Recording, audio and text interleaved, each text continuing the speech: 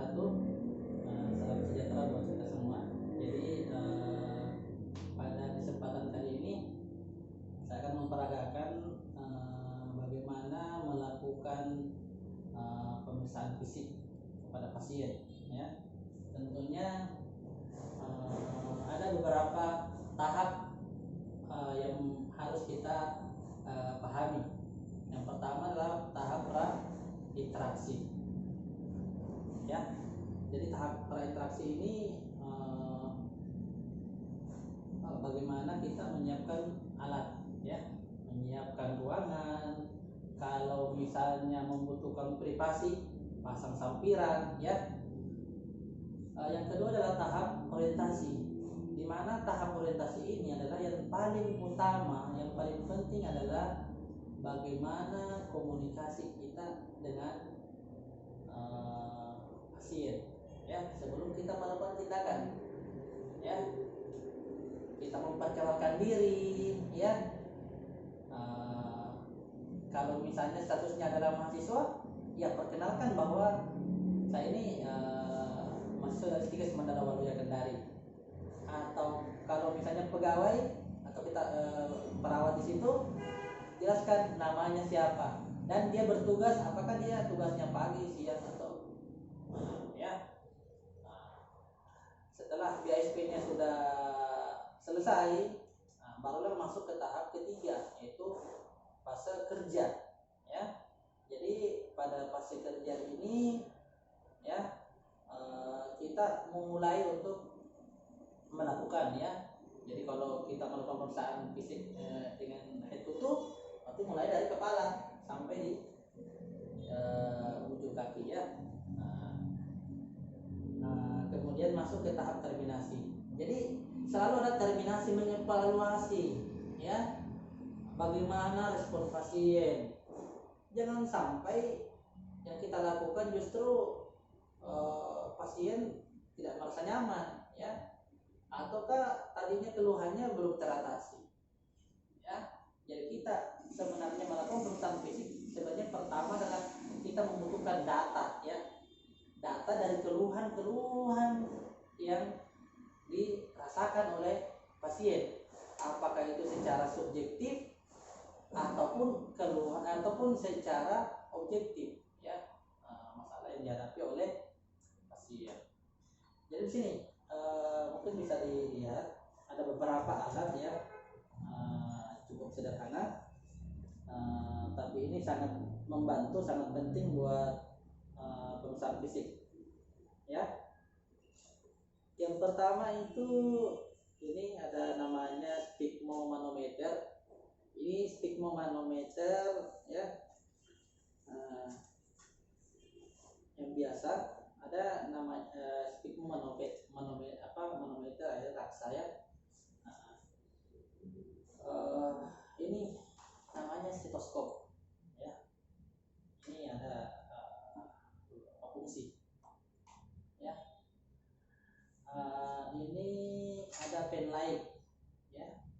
Nanti sebentar jelaskan juga fungsinya. Ini namanya hammer, ini namanya paddle, ya. Ini otoskop, ya, untuk melihat bagian pendengaran. Jadi kita mulai di bagian kepala, ya. Kalau di pemeriksaan fisik itu ada 4 teknik yang harus dikuasai dan dipahami, yang biasanya disingkat dengan IPA, ya. Yang pertama itu inspeksi, ya. Bagaimana kita melihat di masalah fisik dari pasien, ya. Yang kedua adalah palpasi. Palpasi dengan cara menekan adanya benjolan atau tidak, ya, massa atau tidak. Yang ketiga adalah perkusi dengan cara mengetuk. Yang keempat adalah auskultasi. Inilah gunanya tadi stetoskop, untuk mengauskultasi, mendengar bunyi, ya. Apakah bunyi jantung jantung atau bunyi bising usus. Oke, tetapi satu hal yang perlu saya sampaikan bahwa IPA ini tidak semua digunakan dalam satu sistem, ya. Jadi menyesuaikan, namun ada bagian-bagian tertentu kapan kita gunakan inspeksi, palpasi, perkusi, dan auskultasi.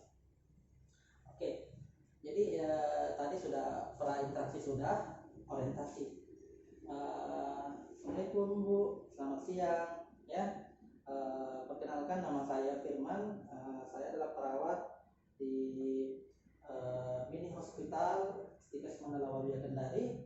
Untuk kesempatan ini saya ingin melakukan pemeriksaan kepada Ibu dengan tujuan bagaimana membantu Ibu untuk menemukan masalah atau bagaimana nantinya bisa melakukan asuhan keperawatan untuk keluhan yang Ibu alami. Bagaimana Ibu? Bersedia ya? Atau mungkin begini, kita bisa lihat ekspresinya pasien. Jangan melakukan pemeriksaan fisik di waktu-waktu yang tidak cocok ya. Misalnya waktu tidur, waktu istirahat pasien jangan ya, karena akan istilahnya mengganggu ya. Tapi kita lihat sikonnya, kalau memungkinkan dan pasiennya juga dalam keadaan sadar ya, kita bisa melakukan. Kemudian kita lihat mulai dari kepala ya, ada beberapa hal yang perlu diperiksa ya, dari simetrisnya, ada benjolan atau tidak ya. Kemudian di sini ada mata, hidung, mulut, telinga. Ini daerah-daerah vital juga yang perlu diperiksa. Kalau untuk mengukur lapang pandang ya, bisa kita gunakan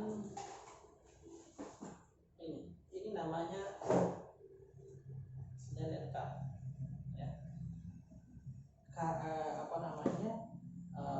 Kartu Snellen kartu Snellen yang digunakan untuk mengukur ketajaman penglihatan ya. Jadi ketika kita uji pasien dan pasien masih mampu untuk melihat huruf kecil yang paling kecil, berarti lapang pandangnya masih bagus, penglihatannya masih bagus.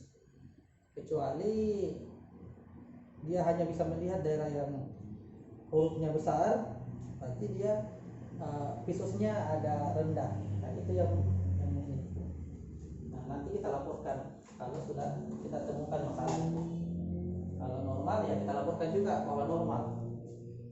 Kemudian untuk telinga ya, ini ada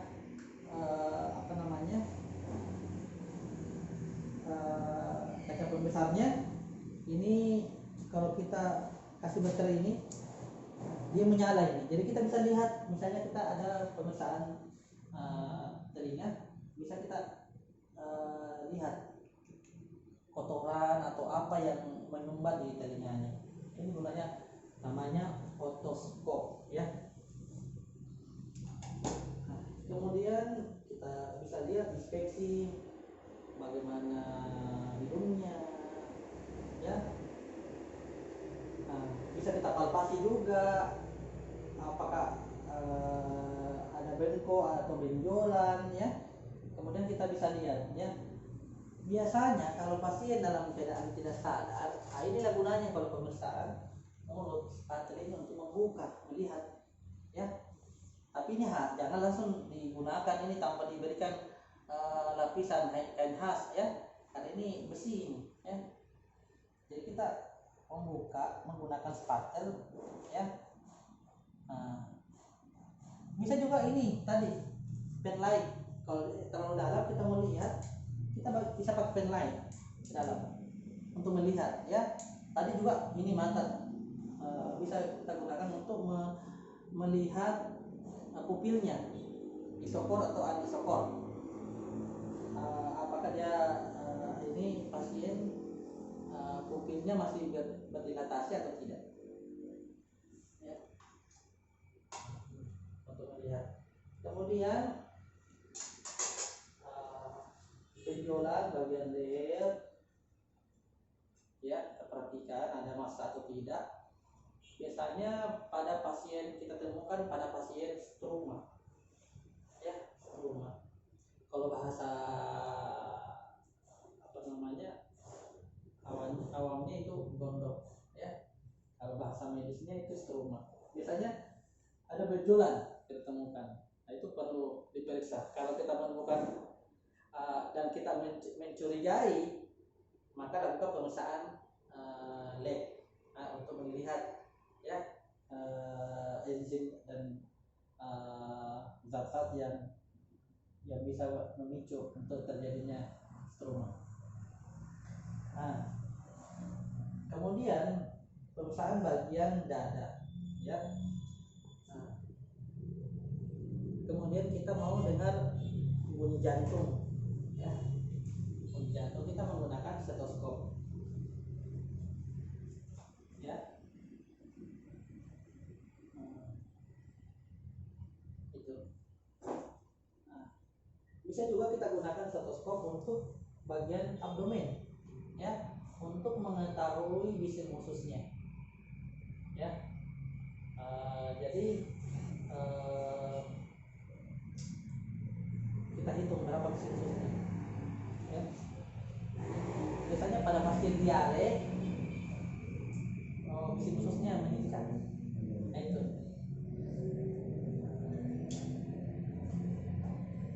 Nah, oke. Pemeriksaan ada pemeriksaan yang paling penting ini, pemeriksaan tanda-tanda vital. Pemeriksaan tanda-tanda vital itu ada 4. Pertama, tekanan darah. Yang kedua, nadi, pernapasan, suhu ya. Untuk tekanan darah, untuk mengetahui tekanan darahnya pasien ya, jangan sampai pasiennya dalam keadaan shock ya, itu harus kita tindaki. Ini menandakan juga kalau meningkat berarti lebih daripada 120/80 berarti dia bisa dicurigai dia hipertensi ya. Tapi yang dimaksud dengan hipertensi kalau misalnya dia dalam keadaan konstan ya, persisten begitu terus. Beda kalau hanya kenaikan tekanan darah, mungkin faktor karena cemas dan lain sebagainya. Kemudian yang kedua adalah pemeriksaan nadi ya, nadi ini ya. Jadi ini peka. Jadi ini ibu jari menekan ke atas ini ya, kalau seperti ini bisa begini juga sebenarnya ya. Bisa begini, tergantung kita menyesuaikan saja dengan posisi kita ya.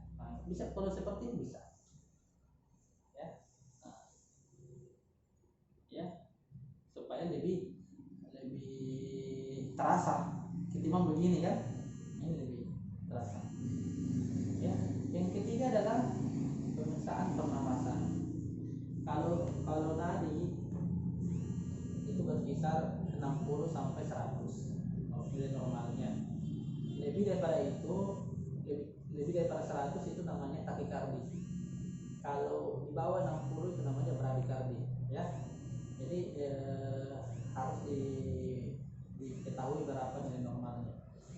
Kemudian pernapasan ya, biasanya kalau pasien dalam keadaan normal kadang sulit untuk terlihat, kecuali kita perhatikan betul-betul. Tapi pada pasien dalam keadaan sesak itu akan nampak sekali secara inspeksi kita lihat, ya, dan bisa kita hitung bagaimana pernapasannya, ya, itu 1 menit berapa kali pernapasannya, ya, karena orang sesak akan melibatkan dinding dada, ya, retraksi dinding dada. Nah itu, jadi dia mengembang, ya.